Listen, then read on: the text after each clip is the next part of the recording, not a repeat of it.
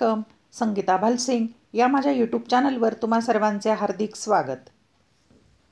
आमच्या कॉलेजमध्ये झालेल्या पूर्वपरीक्षेच्या वेगवेगळ्या विषयांच्या प्रश्नपत्रिका तुम्हाला दिलेल्या आहेत. त्याची उत्तरपत्रिकाही पाहू आपण. विषय इतिहास, इयत्ता 12वी कला, गुण 80 आणि 3 तासाचा वेळ असणारी पूर्वपरीक्षा आहे 2023-24ची प्रश्नपत्रिका तुम्हाला दिलेली आहे. आता याची उत्तरपत्रिका आपण पाहूया. सूचना वाचायच्या आहेत आणि फॉलो करायच्या. पहिली सूचना, सर्व प्रश्न सोडविणे अनिवार्य आहेत. 2. उत्तरपत्रिकेत आकृत्या पेनने काढाव्यात, म्हणजे जे आपल्याला संकल्पना चित्र आहे त्या चौकटी पेनने काढल्या तरी चालतात.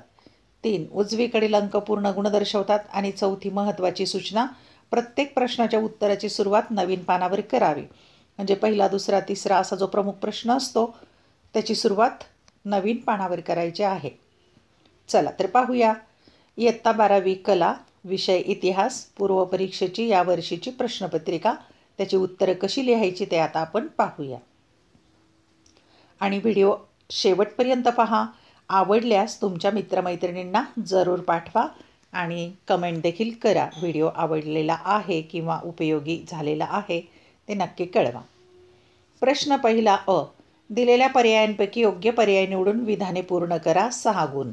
आता इथे विधाने पूर्ण करा म्हटलंय, म्हणजे फक्त उत्तराचा पर्याय न लिहिता विधान लिहायचं, त्यात अचूक उत्तर लिहायचं, उत्तराखाली 2 रेषा मारायच्या, अशा प्रकारे पूर्ण विधान लिहायचं. मग 2 ओळी सोडायच्या, मग पुढचं विधान लिहायचं, म्हणजे पेपर नीटनेटका होईल तुमचा.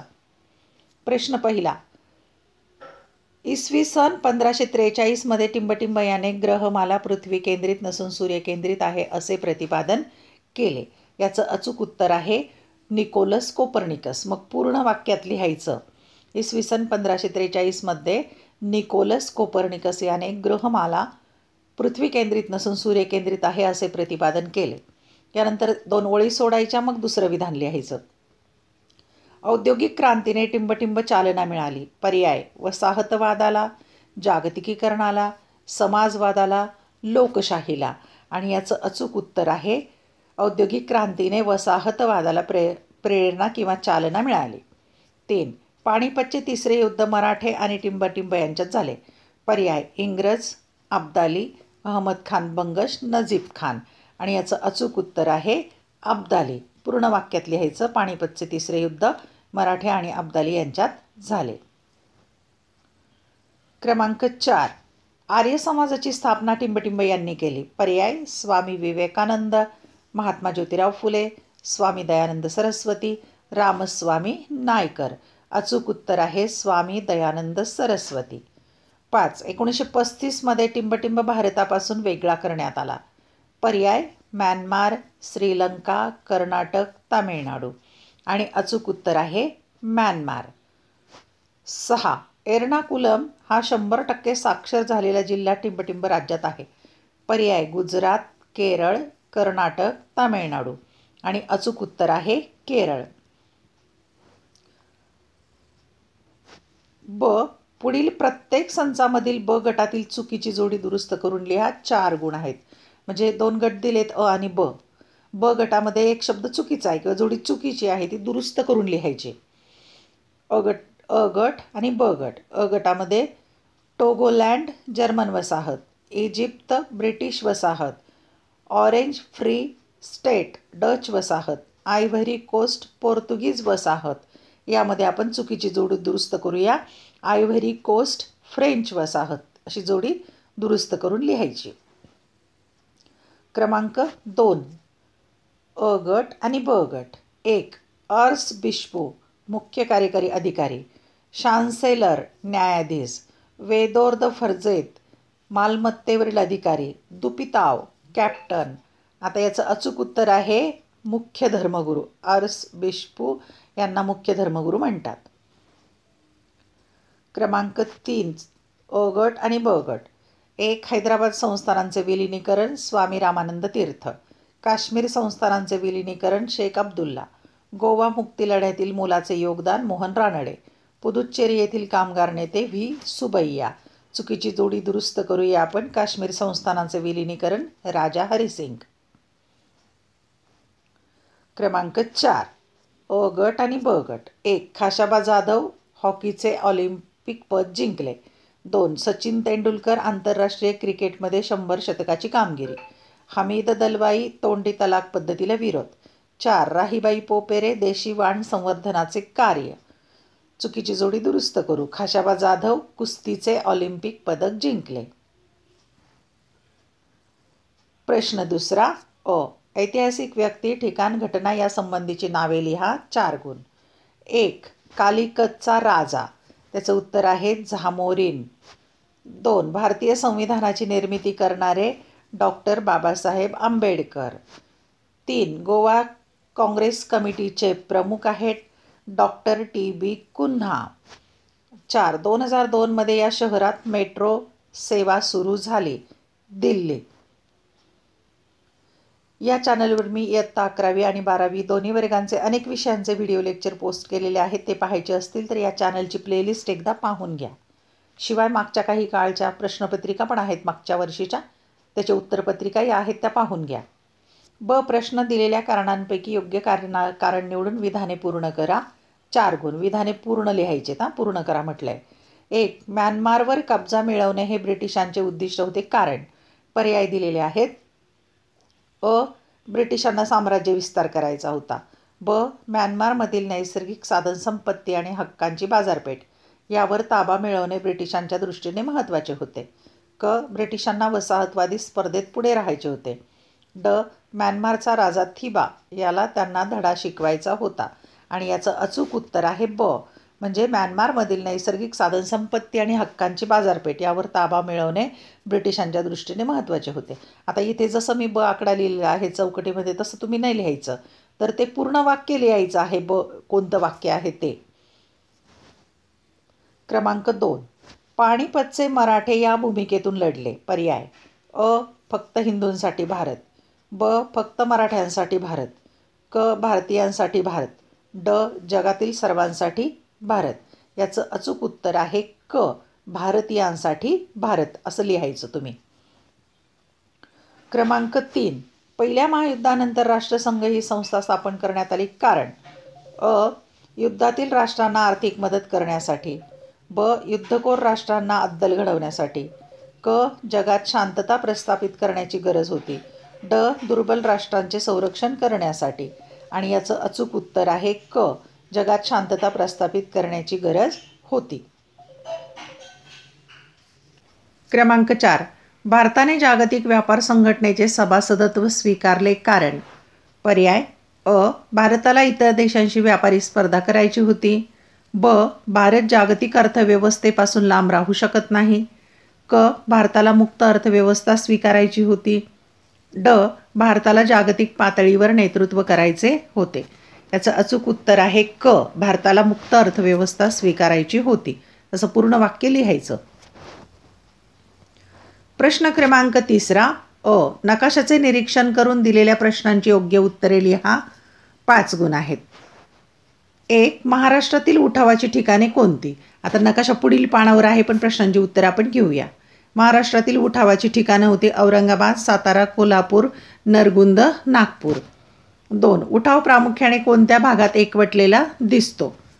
त्याचं उत्तर आहे उत्तर भारत. 3. उत्तर भारतातील उठावाची प्रमुख 4 ठिकाणे कोणती. अयोध्या, लखनौ, कानपूर, झाशी, बनारस. 4. दिल्लीच्या आसपास असलेली उठावाची ठिकाणे कोणती होती. त्याचं उत्तर आहे मुझफ्फरनगर, मेरठ, मथुरा. 5. नानासाहेब पेशवे यांनी कोणत्या ठिकाणी उठावाचे नेतृत्व केले. कानपूर. आता ह्या कोणत्या नकाशावरचे आहेत प्रश्न उत्तरं, तर 1857चा स्वातंत्र्य लढा यावरची होती. प्रश्न क्रमांक ब. दिलेली संकल्पना चित्रे पूर्ण करा. 6 पैकी 4 सोडवायचे. 8 गुण म्हणजे एका संकल्पना चित्राला 2 गुण. नंबर 1. साम्राज्यवादाच्या वाढीची कारणे. 4 कारणं लिहायची आहेत साम्राज्यवादाच्या वाढीची. नंबर 1. टोकाचा राष्ट्रवाद, औद्योगिकीकरण, आक्रमक वृत्ती आणि वंशश्रेष्ठत्व कल्पना. साम्राज्यवादाच्या वाढीची कारणं. 2. सुरतेच्या वखारीत असणारे अधिकारी. 4 अधिकाऱ्यांची नावं लिहायची आहेत. हिशेबनीस, कोठार प्रमुख, खजिनदार, कारकून. हे 4 अधिकारी सुरतेच्या वखारीत काम करणारे अधिकारी. क्रमांक 3, सातारच्या प्रति सरकारने केलेली जनहिताची कामे.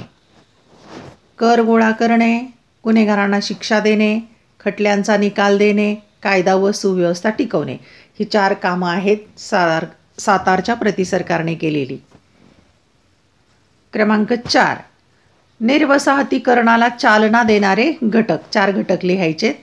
1, पहिले महायुद्ध, दुसरे महायुद्ध, वसाहतवाद विरोधी चळवळी आणि 4, युरोपीय राष्ट्रांचे आपापसातील संघर्ष.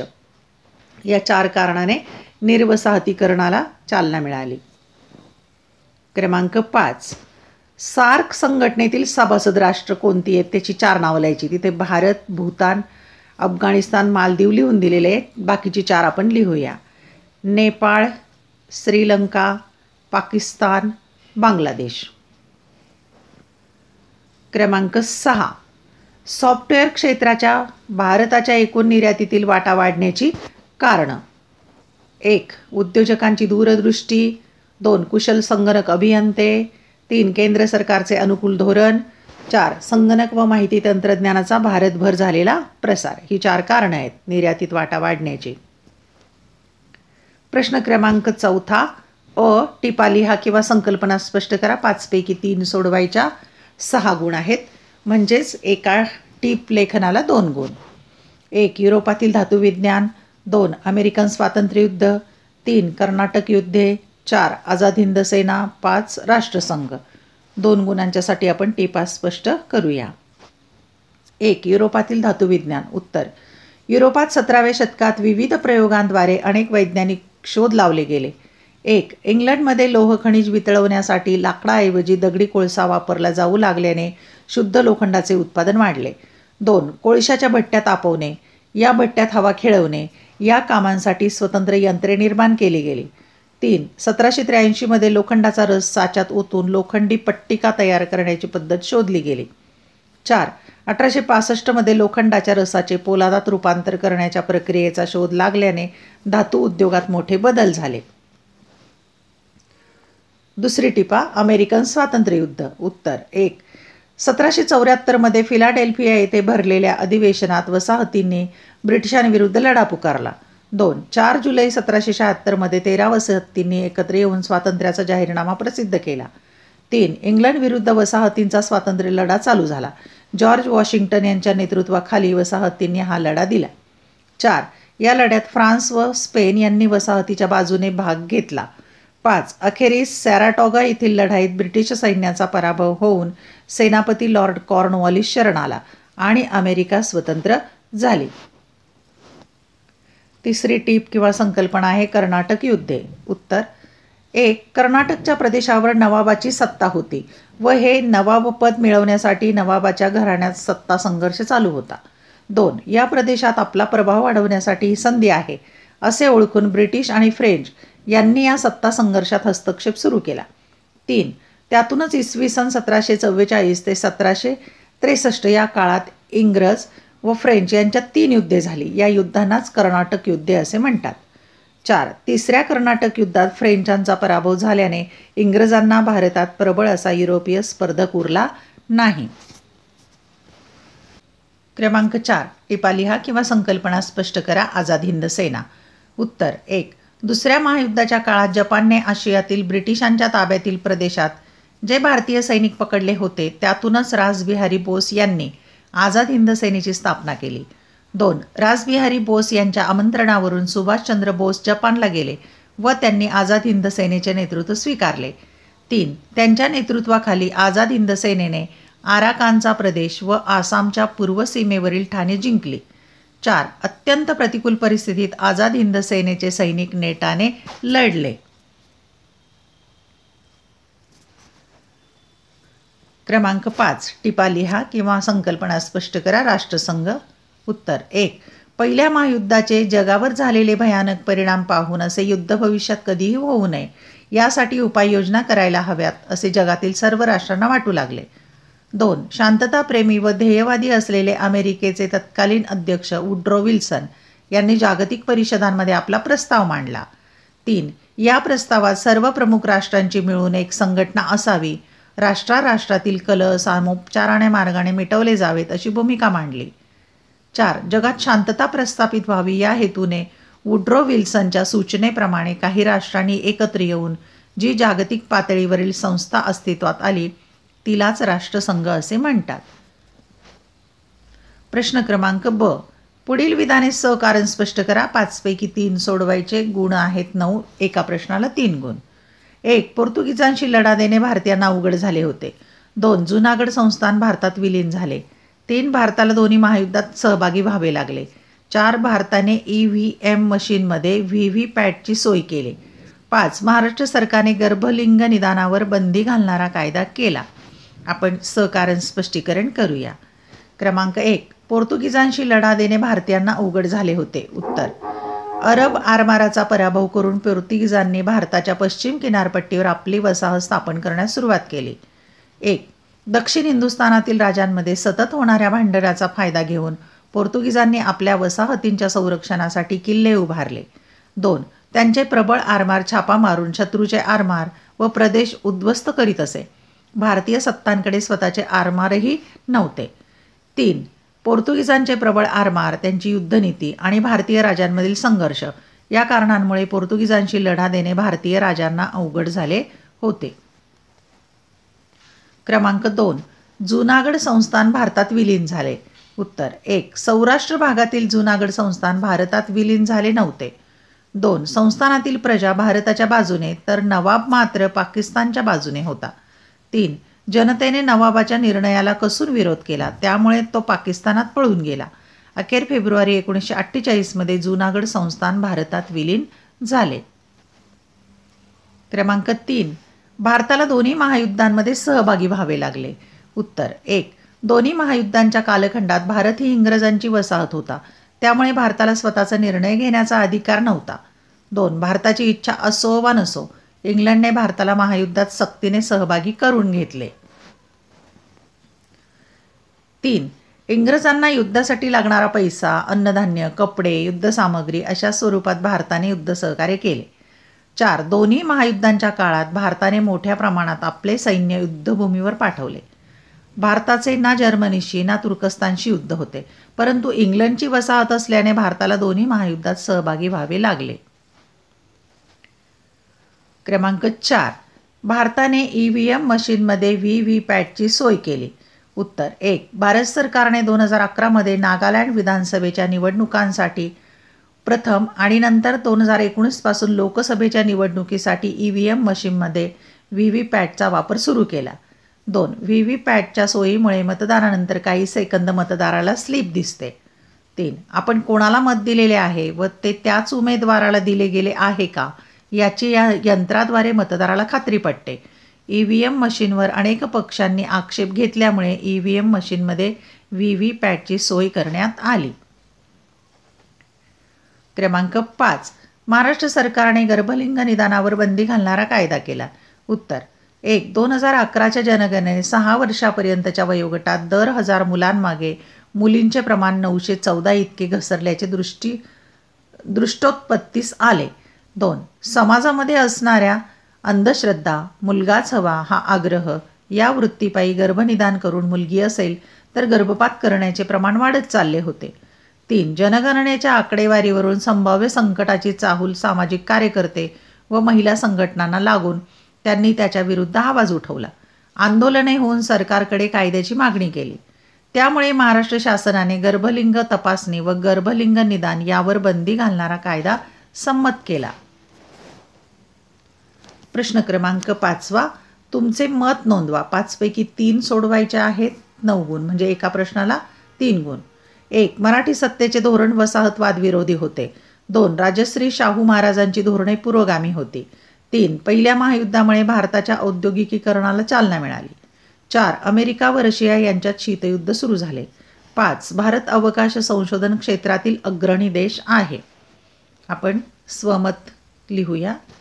1. मराठी सत्तेचे धोरण वसाहतवाद विरोधी होते. उत्तर. 1. युरोपीय राष्ट्रांचे व्यापारी भारतात व्यापारासाठी आले, परंतु त्यांचा प्रवास प्रथम तराजू म्हणजे व्यापार करणे, नंतर तलवार म्हणजे आपले सामर्थ्य वाढवणे व तख्त म्हणजे राज्याची सत्ता मिळवणे या मार्गाने झाला. 2. हा त्यांचा मार्ग व त्यांचे छुपे हेतू प्रथम शिवरायांनी ओळखले. 3. परकीयांच्या या वसाहतवादाला प्रतिकार करण्यासाठी शिवरायांनी नौदल उभारले, जलदुर्गाची बांधणी केली. 4. इंग्रजांचा मिठाचा व्यापार मोडून काढण्यासाठी त्यांनी मिठावर जकात बसवली. 5. संभाजी महाराजांनी पोर्तुगीजांविरुद्ध तीव्र संघर्ष करून वसाहतवाद्यांना प्रखर विरोध केला. 6. थोरल्या बाजीराव पेशव्यांचे बंधू चिमाजी अप्पा यांनी वसई येथे पोर्तुगीजांचा पराभव केला. त्या काळातील अन्य भारतीय राजे युरोपियनांपुढे माघार घेत असताना त्यांचा पराभव करणारी एकच मराठी सत्ता भारतात होती. मराठी सत्तेचे धोरण नेहमीच वसाहतवाद विरोधी होते. क्रमांक 2. राजर्षी शाहू महाराजांची धोरणे पुरोगामी होती. उत्तर. राजर्षी शाहू महाराजांची धोरणे ही तत्कालीन समाजव्यवस्थेत पुरोगामी होती. हे त्यांनी राबवलेल्या अनेक कल्याणकारी सुधारणात दिसून येतात. 1. शाहू महाराजांनी कोल्हापूर संस्थानात दलितांसाठी आरक्षणाचा जाहीरनामा प्रसिद्ध केला. 2. संस्थानात मोफत व सक्तीच्या प्राथमिक शिक्षणाचा कायदा केला. 3. रोटीबंदी, बेटीबंदी आणि व्यवसायबंदी अशा निर्बंधावर टीका केली. 4. आंतरजातीय विवाहाचा कायदा मंजूर केला. 5. संस्थानात कोणताही व्यवसाय कोणालाही करण्याची परवानगी दिली. 6. ब्राह्मणेतर चळवळीचे नेतृत्व करतानाच शाहू महाराजांनी डॉक्टर बाबासाहेब आंबेडकर यांच्या नेतृत्वाला आणि कार्याला पाठिंबा दिला. 3. पहिल्या महायुद्धामुळे भारताच्या औद्योगिकीकरणाला चालना मिळाली. उत्तर. पहिल्या महायुद्धाचे विपरीत परिणाम भारतावर झाले. शेतीमालाला मंदी आली, परंतु औद्योगिकीकरणाला मात्र या काळात चालना मिळाली. 1. लोखंड, पोलाद, कोळसा, खाण इत्यादी उद्योग या काळात भरभराटीस आले. 2. लष्करी युद्धसामग्रीचे उत्पादन, इंधन पुरवठा, व्यापार इत्यादी क्षेत्रे बहरली. 3. मोटार वाहतूक व मोटार गाड्यांची संख्या यात वाढ झाली. अशा रीतीने पहिल्या महायुद्धामुळे भारताच्या औद्योगिकीकरणाला चालना मिळाली. क्रमांक 4. अमेरिका व रशिया यांच्यात शीतयुद्ध सुरू झाले. उत्तर. 1. दुसऱ्या महायुद्धातील प्रचंड हानीमुळे इंग्लंड व फ्रान्स यांचे जागतिक राजकारणातील महत्त्व कमी होऊन ते अमेरिका आणि सोव्हिएत रशियाला प्राप्त झाले. 2. या महायुद्धादरम्यान सोव्हिएत रशियाच्या सैन्याने पूर्व युरोप व्यापला, तर अमेरिकन सैन्याचा प्रभाव पश्चिम युरोपवर होता. दुसरे महायुद्ध संपल्यावर युरोपचे पूर्व व पश्चिम असे विभाजन झाले. 3. पूर्व युरोपातील राष्ट्रे सोव्हिएत रशियाच्या प्रभावाखाली गेली. या राष्ट्रांनी साम्यवादी विचारसरणीचा स्वीकार केला, तर पश्चिम युरोपातील राष्ट्रे अमेरिकेच्या भांडवलशाही व्यवस्थेच्या प्रभावाखाली आली. प्रत्येक गट आपले सामर्थ्य वाढवू लागला. यातूनच शीतयुद्धाला सुरुवात झाली. क्रमांक 5. भारत अवकाश संशोधन क्षेत्रातील अग्रणी देश आहे. उत्तर. 1. भारताने अवकाश संशोधनासाठी इस्रोची स्थापना केली. आर्यभट्ट या पहिल्या उपग्रहानंतर अनेक उपग्रह अवकाशात सोडले. 2. आतापर्यंत अन्य देशांच्या सहकार्याने उपग्रह पाठवणारा भारत आता स्वयंपूर्ण झाला आहे.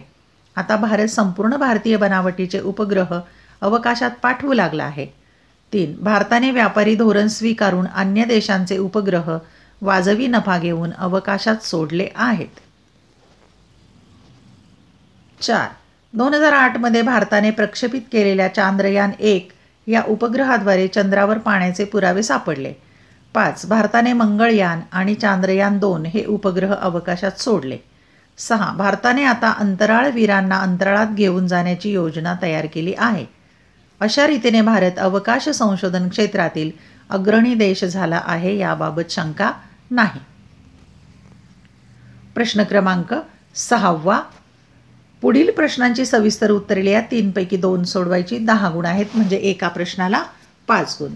क्रमांक 1. प्रबोधन काळातील विज्ञानाचा विकास व वैज्ञानिक शोध यांची सविस्तर माहिती लिहा. 2. वसाहतवादाच्या उदयाची कारणे स्पष्ट करा.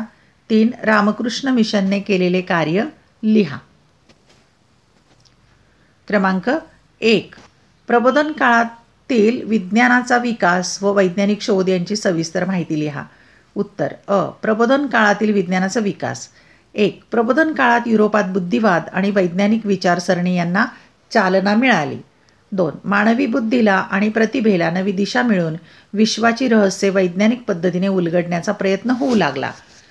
3. वैज्ञानिक प्रयोगांद्वारे स्थलकालातीत असे वैज्ञानिक सिद्धांत, नियम सूत्रबद्ध पद्धतीने मांडले जाऊ लागले. 4. नवी वैज्ञानिक परिभाषा तयार होऊ लागली. 5. विज्ञानातील संशोधनासाठी युरोपात अनेक संस्था नियतकालिके सुरू होऊन वैचारिक देवाणघेवाण सुरू झाली. या सर्वातून युरोपात प्रबोधन काळात विज्ञानाचा विकास झाला. वैज्ञानिक शोध. 1. प्रबोधन काळात होकायंत्र, सूक्ष्मदर्शक यंत्र, तापमापक यंत्र, भारमापक यंत्र यांचा शोध लागला. 2. सूक्ष्मदर्शक यंत्रामुळे सूक्ष्म जंतूंचा अभ्यास करणे सोपे झाले. 3. रॉबर्ट बॉईल याने वायूचे घनफळ त्यावरील दाबाच्या व्यस्त प्रमाणात बदलते हे शोधून काढले. 4. हायड्रोजन, नायट्रोजन, ऑक्सिजन या वायू संदर्भात संशोधन सुरू झाले. 5. भौतिकशास्त्रात उष्णता, ध्वनी यांच्या अभ्यासाला प्राधान्य मिळाले. 6. प्राणीशास्त्रामध्ये प्राण्यांची वर्गवारी केली गेली. दुसरा प्रश्न. वसाहतवादाच्या उदयाची कारणे स्पष्ट करा. उत्तर. 18व्या शतकात पुढील विविध कारणांमुळे वसाहतवाद उदयास आला. औद्योगिक क्रांती. 1. औद्योगिक क्रांतीने उत्पादन यंत्राच्या सहाय्याने होऊ लागल्यामुळे उत्पादनात प्रचंड प्रमाणात वाढले. 2. अंतर्गत बाजारपेठेत हे उत्पादन खपणे शक्य नसल्याने त्यांना ते अन्य देशात विकणे आवश्यक होते. 3. युरोपीय देशांना हक्कांच्या बाजारपेठा मिळवण्याच्या गरजेतून वसाहतवादाला गती मिळाली. कच्च्या मालाची गरज. 1. बाजारपेठेतील स्पर्धेमुळे मालाच्या किमती कमी ठेवण्याची गरज होती. 2. त्यासाठी कच्चा माल कमी किमतीत मिळवणे गरजेचे होते.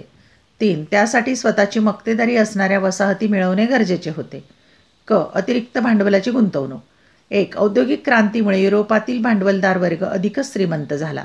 2. हा वर्ग आपले अतिरिक्त भांडवल सुरक्षित बाजारपेठांमध्ये गुंतवू लागला. 3. आर्थिकदृष्ट्या अप्रगत वसाहती सुरक्षित असल्याने वसाहतवादाला चालना मिळाली. खनिज साठे.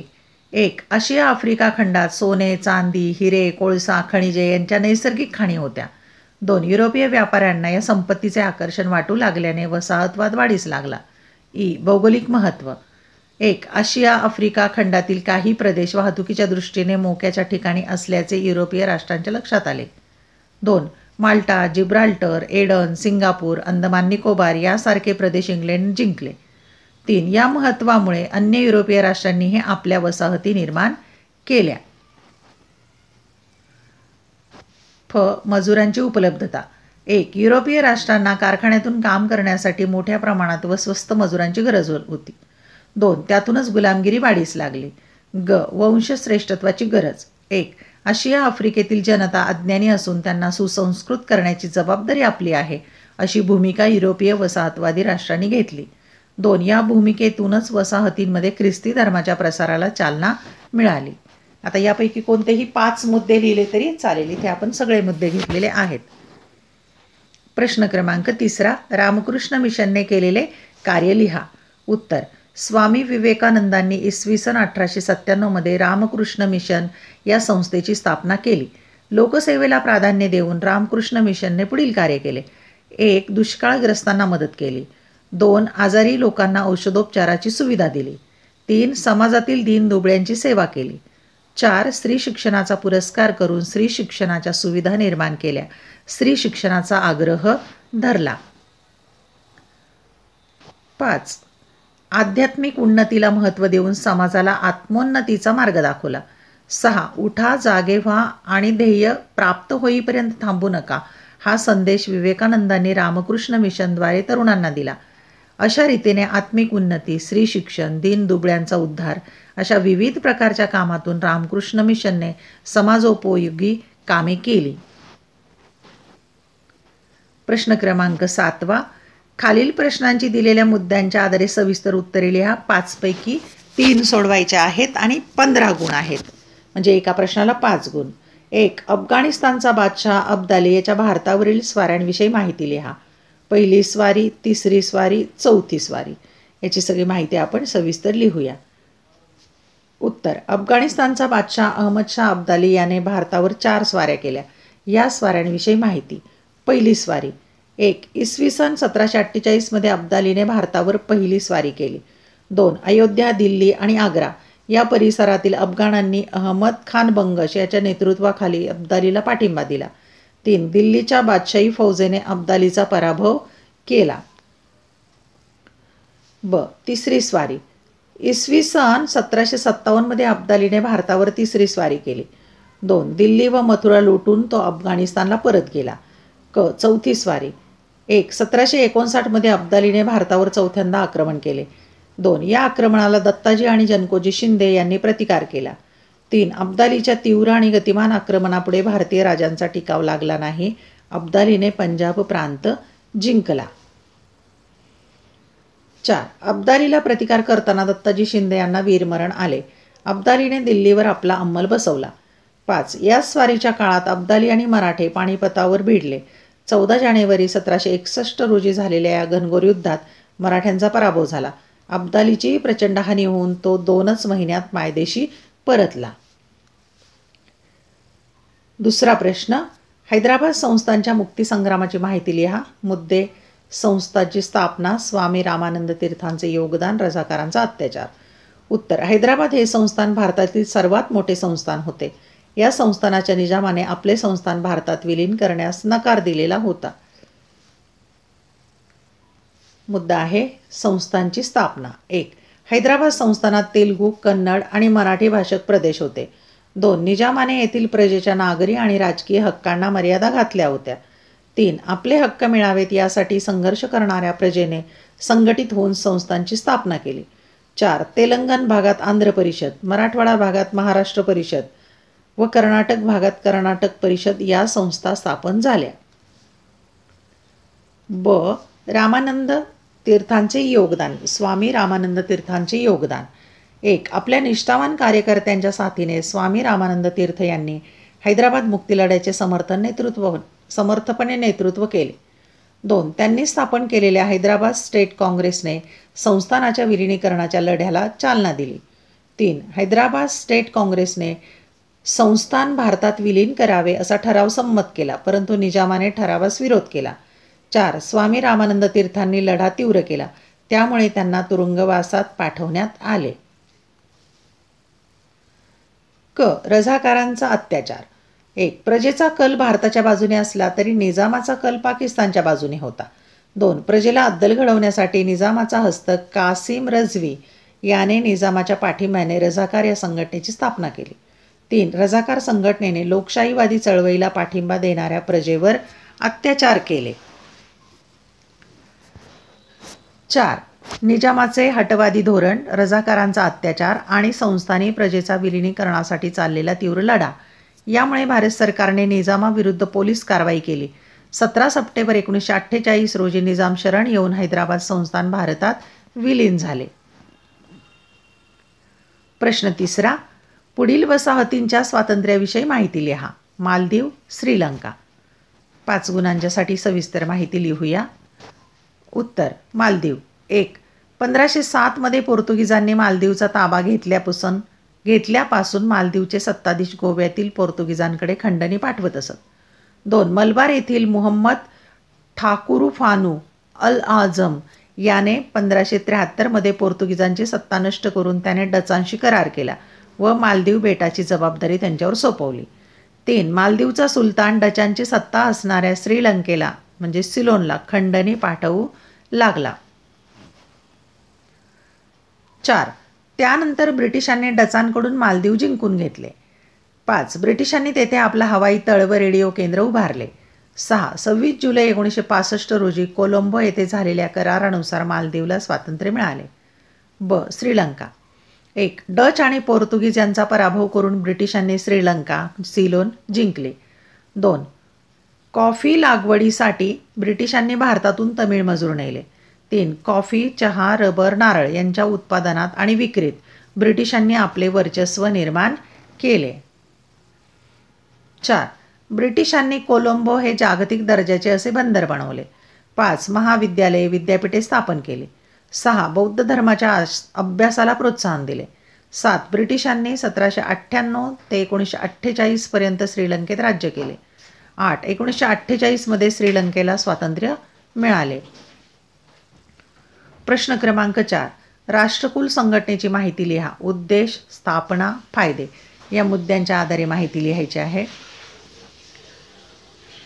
उत्तर.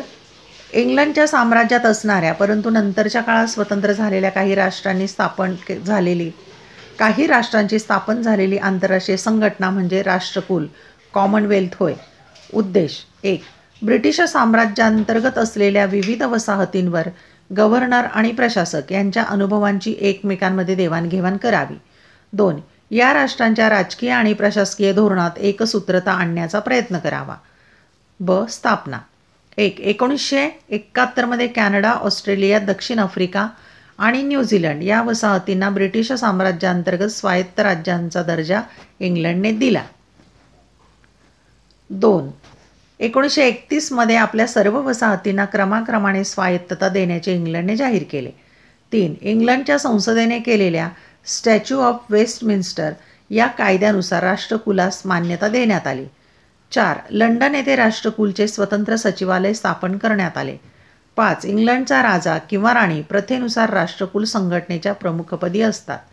फायदे 1. राष्ट्रकुल संघटनेच्या सदस्य राष्ट्रांना आर्थिक, राजकीय, क्रीडा अशा विविध क्षेत्रात फायदे झाले. 2. दुसऱ्या महायुद्धानंतर आशिया आफ्रिका खंडातील इंग्लंडच्या वसाहतींना स्वातंत्र्य मिळण्यात राष्ट्रकुलचा वाटा महत्त्वाचा होता. 3. वसाहतवाद विरोधी चळवळींना राष्ट्रकुल संघटनेच्या अस्तित्वामुळे चालना मिळाली. 4. ब्रिटिश अंतर्गत वसाहतींना स्वातंत्र्य देण्याबाबत इंग्लंडमध्ये काही वर्गात असणारा विरोध कमी करण्यात राष्ट्रकुल संघटना यशस्वी ठरली. 5. राष्ट्रकुल संघटनेमार्फत होणाऱ्या राष्ट्रकुल क्रीडा स्पर्धामुळे सभासद राष्ट्रांना आंतरराष्ट्रीय खेळात भाग घेण्याची संधी मिळाली. शेवटचा 5वा प्रश्न. प्राथमिक शिक्षणाच्या सार्वत्रिकीकरणासाठी राबवल्या जाणाऱ्या उपक्रमांविषयी माहिती लिहा. जिल्हा प्राथमिक शिक्षण कार्यक्रम, शालेय पोषण आहार, सर्व शिक्षा अभियान. उत्तर. प्राथमिक शिक्षणाच्या प्रसारासाठी आणि सार्वत्रिकीकरणासाठी केंद्र सरकारने अनेक योजना अंमलात आणल्या. त्यातील काही योजनांची माहिती. जिल्हा प्राथमिक शिक्षण कार्यक्रम. 1. प्राथमिक शाळेत 100% पटनोंदणी झाली पाहिजे. विद्यार्थ्यांची शाळेतील उपस्थिती वाढली पाहिजे व विद्यार्थ्यांची गळती रोखणे इत्यादी उद्दिष्टे असलेली ही योजना शासनाने 1994 मध्ये सुरू केली. 2. सुरुवातीस हा कार्यक्रम महाराष्ट्र, मध्य प्रदेश, कर्नाटक, तामिळनाडू, केरळ, हरियाणा, आसाम अशा 7 राज्यात राबवण्यात आला. 3. या उपक्रमासाठी जागतिक बँकेने आर्थिक मदत दिलेली होती. शालेय पोषण आहार. 1. प्राथमिक वर्गातील विद्यार्थ्यांचे योग्य पोषण व्हावे म्हणून शासनाने माध्यान्ह भोजन योजना सुरू केली. 2. ही योजना 15 ऑगस्ट 1995 पासून देशभर सुरू झाली. 3. पोषक घटकांनी युक्त असा शिजवलेला आहार या योजनेअंतर्गत मुलांना दिला जातो. 4. जेथे शिजवलेला आहार देणे शक्य नव्हते तेथे धान्य पुरवण्याची सोय करण्यात आली. सर्व शिक्षा अभियान. 1. 86व्या घटना दुरुस्तीद्वारे 6 ते 14 वयोगटातील सर्व मुलांना मोफत शिक्षणाचा मूलभूत अधिकार देण्यात आला. 2. प्राथमिक शिक्षणाच्या स्तरावरील विषमता दूर करणे हा या योजनेचा प्रमुख हेतू होता. 3. 2001 मध्ये सर्व शिक्षा अभियान सुरू करण्यात आले. सारे शिकूया पुढे जाऊया हे या अभियानाचे घोषवाक्य होते. 4. खडूफळा योजना, पोषक आहार योजना अशा सर्व योजनांचे एकत्रीकरण करून ही योजना तयार करण्यात आली होती. 5. मुलींचे शिक्षण, दिव्यांगांचे शिक्षण याकडे या योजनेत विशेष लक्ष देण्यात आले होते. धन्यवाद. अशा प्रकारे आपण इयत्ता 12वी कला शाखेची पूर्वपरीक्षेची इतिहास या विषयाची प्रश्नपत्रिका सोडवलेली आहे. परीक्षेसाठी तुम्हाला याचा नक्की फायदा होईल. नमुना प्रश्नपत्रिकेचा अभ्यास करा. व्हिडिओ लेक्चर आवडल्यास चॅनल सबस्क्राईब करा, बेल आयकॉन प्रेस करा म्हणजे मी नवीन व्हिडिओ पोस्ट केल्याचं नोटिफिकेशन तुम्हाला आपोआप मिळेल. तसेच या चॅनलची प्लेलिस्ट एकदा पाहून घ्या आणि आवडलेला व्हिडिओ आपल्या मित्रमैत्रिणीला जरूर पाठवा. अभ्यासासाठी शुभेच्छा.